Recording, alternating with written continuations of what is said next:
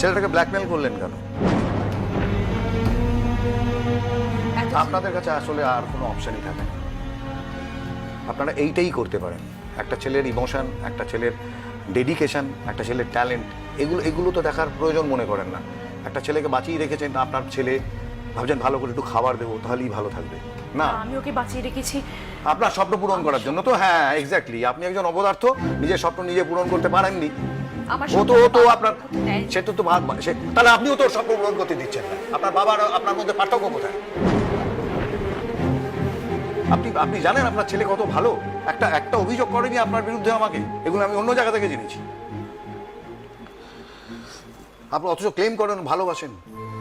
আপনার ছেলেকে গান গাইতে দিচ্ছেন না। 2 তারিখে ওর গান গাইতে দিচ্ছি না তা নয়, আমি শুধু বলেছি ডাক্তারি পড়া কমপ্লিট হয়ে যাক, তারপর ওর যেটা ইচ্ছে করতে পারে। ছেলেটা তো তাই করেছে। ছেলেটা তো তাই করেছে। ওকে তো আমি বারণ করেছিলাম ওইখানে আসতে। ও তো অক্ষরে অক্ষরে পালন করেছে। সেই ডেডিকেশনটা দেখছেন না, সেই সততাটা দেখতে পাচ্ছেন না। আর আপনি তো 2 তারিখে আপনি ওকে কনসার্টে গাইতে দিচ্ছেন না। 2 তারিখে কাউন্সিলিং আর 2 তারিখে রেকর্ডিং। এবার আপনি বলুন আমি কি করব? আপনি কিছুদিন আগে আমার কাছে এসেছিলেন, এসে আমার কাছে হাত জোর করে চেয়ে গেছিলেন যাতে আমি ওকে রিকোয়েস্ট করি বা আমি ওকে অর্ডার করি ওই সে কাজটা করতে। আপনি আরেকবার আসতে পারলেন না আমার কাছে? মৃত্যুর ভয় দেখাচ্ছেন ওকে। ওকে আপনি কি তৈরি করতে চাইছেন? ও একটা আত্মনির্ভর মানুষ তৈরি হোক তো। আপনার মতো আপনার কাছ থেকে তো এগুলো শিখছে। আপনার আস্তিনের মধ্যে ছুরি ঢুকিয়ে রাখার রাস্তাগুলো শিখে ফেলছে।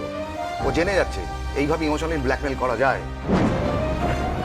আমি জানি না আপনারা কি করছেন। আপনাদের ছেলে আমার তো কেউ নয়।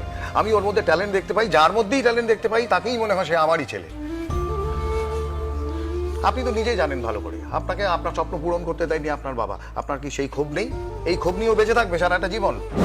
তারপর আপনি আশা করছেন আপনাকে ভালোবাসবে, আপনাকে আগামী দিন বৃদ্ধাশ্রমে পাঠাবে না। আপনি যান, ছেলের গান শুনতে যান।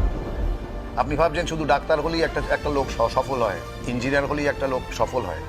তাহলে পৃথিবীতে চার্লি চ্যাপলিনের কোনো মূল্য ছিল না, রদার কোনো মূল্য ছিল না, লতা মঙ্গেশকরের কোনো মূল্য ছিল না, ইনফ্যাক্ট নচিকেতারও কোনো মূল্য থাকে না। তার মানে আপনি দেখুন জনপ্রিয়তা কাকে বলে, হাততালি কাকে বলে, ভালোবাসা কাকে বলে, দেখতে পাবেন। সেদিন যে বিশ্বাসটা আমার উপর রেখেছিলেন আজকে রেখে চলে যান না। ওটা দোরগোড়া রেখে এসছেন কেন বিশ্বাসটা?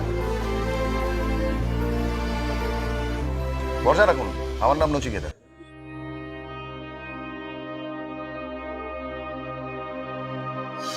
সরি, রাগ করবেন না। আমি